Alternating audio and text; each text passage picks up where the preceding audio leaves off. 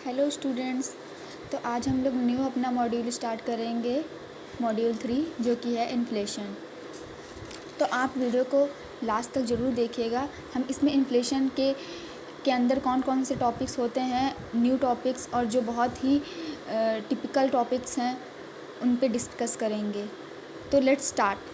की डेफिनेशन देखते हैं। Inflation is a persistent increase in a price of a goods and services over a long period of a time.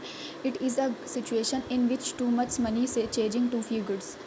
Inflation का मतलब ये होता है कि प्राइस गुड्स एंड सर्विसेज का जो प्राइस है वो परसिस्टेंट इंक्रीज़ हो। ये ना हो कि अगर इस साल अगर 10 रुपये है किसी चीज़ का तो अगले साल 20 रुपये हो, तो उसके नेक्स्ट ईयर 10 रुपये हो जाए। परसिस्टेंट इंक्रीजमेंट होना चाहिए। अब देखते हैं दो तरीके के इन्फ्लेशन होते हैं। एक होता है डिमांड पुल इन्फ्लेशन, एक होता है सप्लाई पुल इन्फ्लेशन। देखते हैं डिमांड पुल इन्फ्लेशन क्या होता है। डिमांड पुल इन्फ्लेशन वो होता है जो ख़रीद रहा है उसके लिए उस पर जो इन्फ्लेशन आता है। और सप्लाई पुश इन्फ्लेशन और कॉस्ट पुल इन्फ्लेशन वो होता है प्रोडक्ट के लिए होता है। अब देखते हैं डिमांड पुल इन्फ्लेशन क्या होता है। Due to increase in aggregate demand of a product. पहला पॉइंट देखते हैं, increase in a money supply. दो तरीके से मनी सप्लाई हो सकती है, by monetary policy, by deficit financing.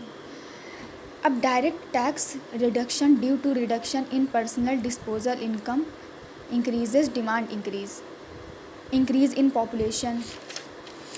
Fourth black money, fifth public welfare like MNREGA and increase in a export and seventh point depreciation of a currency will increase the demand, hence inflation. अब supply push inflation क्या होता है। It is caused due to reduction in aggregate supply which is usually caused due to increase in a cost of product. Supply में aggregate reduction हो जाए, cost जो product है increase उसका कॉस्ट जो है इंक्रीज़ हो जाए। तो इसमें क्या क्या इसके आ जाते हैं चीज़ें। तो increase in cost of raw material, इसमें रॉ मटेरियल में इंक्रीजमेंट हो जाता है। डायरेक्ट टैक्स इंक्रीज़ हो जाता है। नेचुरल कैलामिटी आ जाए तब सप्लाई में डिक्रीजमेंट हो जाए। और होर्डिंग एंड स्पेकुलेशन, इसका मतलब ये होता है कि मान लीजिए हम लोग सामान को तब बाहर निकालें जब उसका प्राइस बढ़ जाते हैं। कई सारे लोग ऐसा करते हैं कि जब मार्केट प्राइस कम होता है तो लोग अपनी जो चीज़ें होती है, जो प्रोडक्ट होता है, उसको मार्केट में सप्लाई नहीं करते हैं। इसका सप्लाई तब करते हैं जब मार्केट में उसका प्राइस जो अभी है उससे बढ़ जाए। तो उसका यहाँ पे होर्डिंग एंड स्पेकुलेशन का मतलब यहाँ पे तभी यही है। और फिफ्थ पॉइंट है रिडक्शन इन सब्सिडीज़। और फिर डिफेक्टिव सप्लाई चेन। एक पर्सन है जो मार्केट प्रोड्यूस करता है जो कि 10 रुपए का है। इसमें 8 रुपये जो है 8 रुपये का मटेरियल लगा है, रॉ मटेरियल लगा है, और 2 रुपये प्रॉफिट है। अब मान लीजिए कि मार्केट का प्राइस इंक्रीज़ होकर 11 रुपये हो जाता है, तो प्रॉफिट कितना होगा, 3 रुपये होगा। तो इसमें क्या होगा, then he manufactured more markers. तो ये क्या करेगा कि मोर मैन्युफैक्चर करेगा मार्कर्स को और इन्वेस्ट करेगा कंट्री में, क्योंकि यहाँ पे पहले उसको 2 रुपये प्रॉफिट मिल रहा था, अब उसको 3 रुपये मिल रहा है। तो इसीलिए वो और मैन्युफैक्चर करेगा मार्कर्स को और इन्वेस्ट करेगा। अगर मान लीजिए but inflation should be moderate, लेकिन यहाँ पे इन्फ्लेशन जो है मॉडरेट होना चाहिए और लिमिटेशन में होना चाहिए। देखते हैं इम्पैक्ट ऑफ इन्फ्लेशन क्या होता है। पहला इम्पैक्ट पॉजिटिव इम्पैक्ट देखते हैं। तो a moderate level of inflation stimulates economic growth as it increase profit margin of a firm which encourage them to produce more। इस पॉजिटिव इम्पैक्ट क्या है कि जब इन्फ्लेशन होता है तो लोगों को इंकरेज मिलती है कि वो और भी इन्वेस्ट करे और भी प्रोड्यूस करे चीज़ें, गुड्स को। और it indicates that there is no deficiency of demand in economy which increases profitability expectation which promote investment. ये भी दर्शाता है कि वहाँ पे कोई भी डेफिशिएंसी ना हो इकोनॉमी में डिमांड की, जो इंक्रीज़ करता है प्रॉफिट इंक्रीज़ करता है, एक्सपेक्टेशन इंक्रीज़ करता है, जिससे इन्वेस्टमेंट को और भी इन्वेस्टमेंट प्रमोट होता है। Negative impact, it deteriorate standard of living as it reduces real income of people. Inflation is regressive in its nature as it affects poor relative more because marginal utility of money for them is relatively high. It increases inequality. High inflation retards capital information which may adversely affect capital growth. With increase in inflation, real income will decrease, which will decrease capacity to save, which finally reduces investment. यहाँ मतलब ये है कि अगर savings घटेगी तो deposit with banks भी घटेगा और बिजनेसमैन लोन इन्वेस्टमेंट भी घटेगा.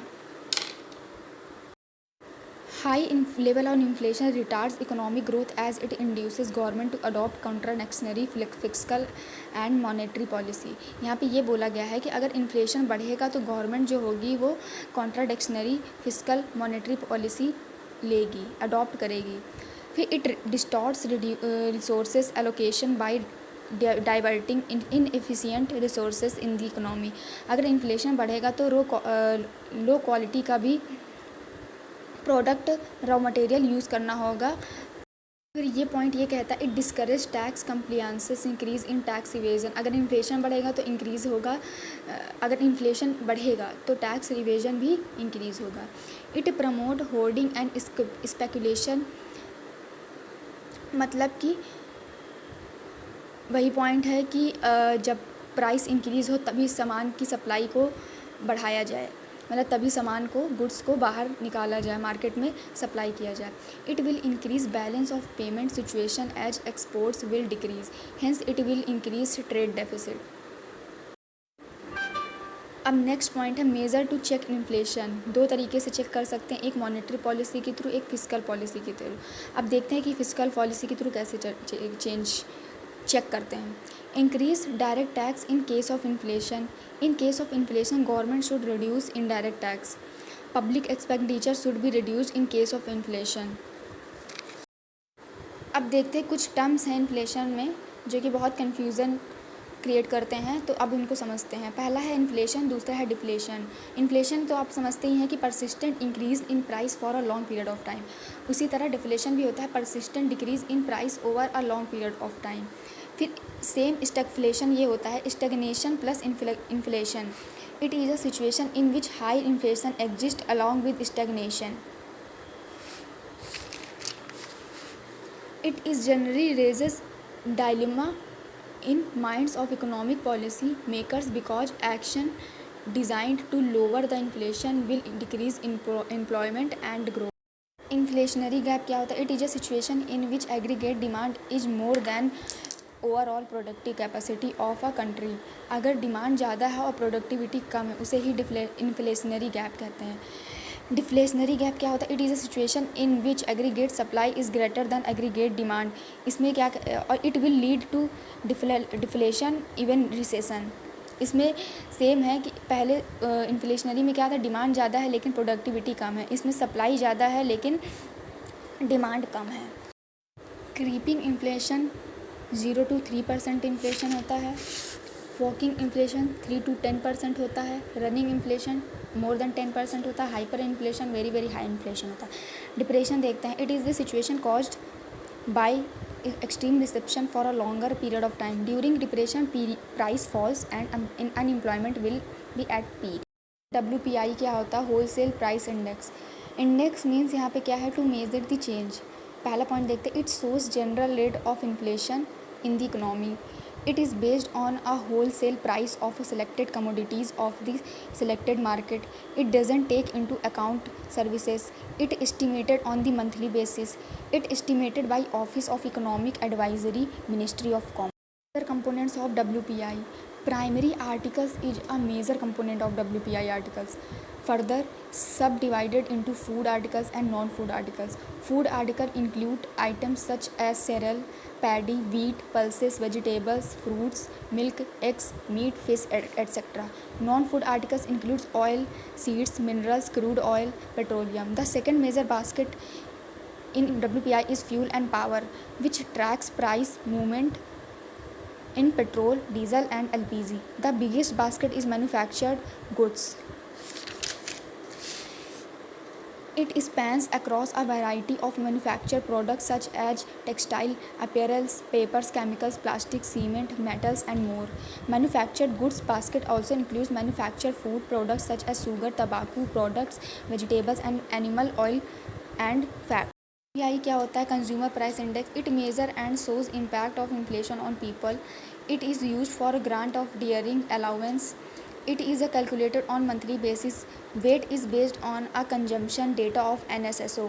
तो आज हमने अपना मॉड्यूल 3 ख़त्म कर लिया है। अगर आपको वीडियो अच्छी लगी हो तो हम आगे भी आपके लिए ऐसी वीडियो लाते रहेंगे इकोनॉमिक्स की, जो बहुत ही इम्पॉर्टेंट टर्म्स और बहुत ही इम्पॉर्टेंट टॉपिक्स पे ही होंगी। आपको हमारी वीडियोस पसंद आ रही हैं तो हमारे चैनल को सब्सक्राइब ज़रूर करें, और अगर ये वीडियो आपको अच्छी लगी हो तो हमारे चैनल्स में जाकर और भी ऐसी वीडियो हैं, और भी ऐसी हेल्पफुल वीडियो हैं जो आपको बहुत हेल्प करेंगी।